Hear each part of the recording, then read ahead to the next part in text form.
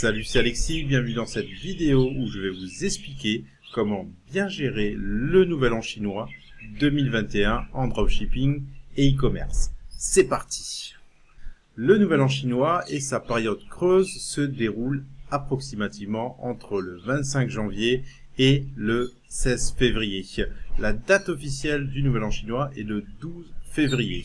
Pendant cette période de congé obligatoire en Chine, il faut savoir qu'il y aura très peu, voire pas du tout, d'expédition de colis pour vos clients. Donc si aujourd'hui vous faites du dropshipping avec AliExpress ou un autre fournisseur chinois, vos expéditions seront bloquées donc pendant toute cette période et vous risquez d'avoir énormément de retard vis-à-vis de vos clients. Vous l'aurez compris, si vous êtes nouveau dans l'e-commerce et le dropshipping, il est préférable de se lancer, de lancer votre activité à partir de fin février, donc quand cette période sera passée pour éviter tout litige de suivi et d'expédition. Attention par contre, certains fournisseurs n'ont absolument pas les mêmes dates d'inactivité. Je vous invite fortement à les contacter, à contacter vos fournisseurs pour leur demander la période où ils ne travaillent pas. Pendant ce mois un peu d'inactivité, voilà, il faut savoir que c'est officiellement 2 semaines, mais ça peut se prolonger, être plus court pour certains. Donc je vous invite fortement vraiment à contacter vos fournisseurs pour leur demander les dates exactes dans lesquelles ils n'expédieront pas de colis. Il faut bien comprendre que ce sont surtout les usines qui sont complètement à l'arrêt et donc les fournisseurs n'auront pas d'approvisionnement de nouveaux stocks. Vous pouvez avoir anticipé cette période d'inactivité et du coup stocker vos produits soit dans un entrepôt dans un autre pays, soit chez un fournisseur qui a des dates très courtes d'arrêt d'activité et donc anticiper du coup les expéditions de ces colis pour faire face justement à cette période un peu compliquée et aussi prendre de l'avance sur votre concurrence. Certains e-commerçants vont aussi jusqu'à commander un stock de produits et le faire livrer chez eux.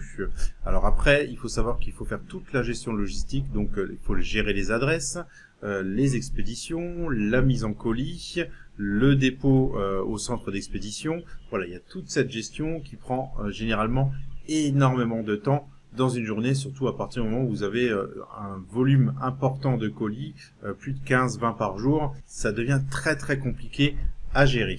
Donc pour ma part, je vous déconseille fortement de commander votre propre stock. Voilà, mis à part si vous avez vraiment une activité en plein essor et qui a démarré très fort et il faut vraiment que vous soyez dans la continuité. Là, à ce moment-là, c'est envisageable, mais il faudra bien prévoir toute la main d'œuvre pour pouvoir gérer ces expéditions. Ça vous impliquera également d'acheter du calage, des cartons, du scotch, enfin tout ce qui va avec l'expédition et donc du coup valider aussi vos commandes sur Shopify, etc. puisque ce sera plus géré par un logiciel tiers. De façon générale, le plus important, c'est qu'une fois que vous avez les dates vraiment d'arrêt de vos fournisseurs des expéditions, c'est d'anticiper et d'arrêter toutes vos publicités 3 à 4 jours avant pour ne pas avoir trop de commandes lorsque les expéditions ne seront plus possibles. Parce que si vous continuez à vendre pendant cette période, vos colis vont prendre énormément de retard. Je vous invite également à prévenir systématiquement vos clients pour les commandes qui arriveront sûrement en naturel et également par vos leviers de retargeting. Donc prévenez-les systématiquement qu'il y aura du retard dans la livraison pour anticiper tout litige ou demande au support client. Le plus important, c'est vraiment de garder la satisfaction de vos clients et donc de votre image de marque. Si vous ne le faites pas, vous allez donc vous exposer à beaucoup plus de demandes au niveau de votre support client, comme je viens de le dire précédemment. Vous vous exposez également à des litiges PayPal et Stripe, qui n'est vraiment pas bon du tout pour votre business. Vous allez avoir des avis négatifs sur votre site, sur les réseaux sociaux, voilà, et tout ça c'est vraiment le cœur de votre business, donc vous ne pouvez pas vous permettre d'avoir toute cette négativité sur votre entreprise qui va vous plomber tout simplement votre business après quand ça va repartir. Pour résumer, c'est vraiment vos clients qui décident si votre business fonctionne ou pas. Gardez toujours ça à l'esprit. Il faut aussi comprendre que lorsque vos fournisseurs, à la fin du Nouvel An chinois, auront repris leurs activités et donc les expéditions, ils vont avoir des centaines, voire des milliers pour certains, de colis à expédier qui seront arrivés pendant toute cette période-là où ils ne travaillaient pas. Donc ça va faire un phénomène un peu de bouchon, et donc le temps que toutes les expéditions reviennent vraiment à un rythme de croisière à la normale, il faut compter environ 1 à 2 semaines pour que tout fonctionne vraiment de nouveau normalement ensuite. De mon côté, je vous conseille fortement de profiter de cette période pour développer justement votre business. Faites une refonte graphique, rentrez des nouveaux produits, mettez en place votre stratégie SEO, planifiez vos prochaines campagnes marketing, préparez également vos nouvelles publicités en SIA.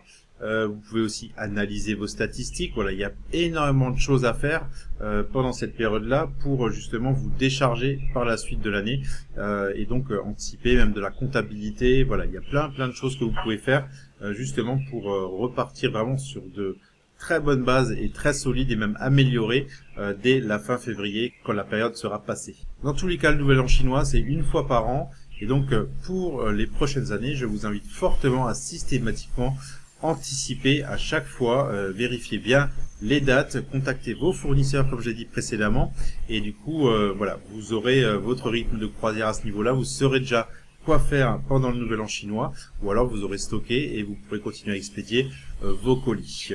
J'espère que cette vidéo vous a plu, et si vous voulez aller beaucoup plus loin dans le dropshipping, dans l'e-commerce, je vous invite à regarder la masterclass dont le lien est dans la description juste en dessous. Il y a aussi une petite formation gratuite si vous le souhaitez, et on se retrouve très bientôt pour une prochaine vidéo.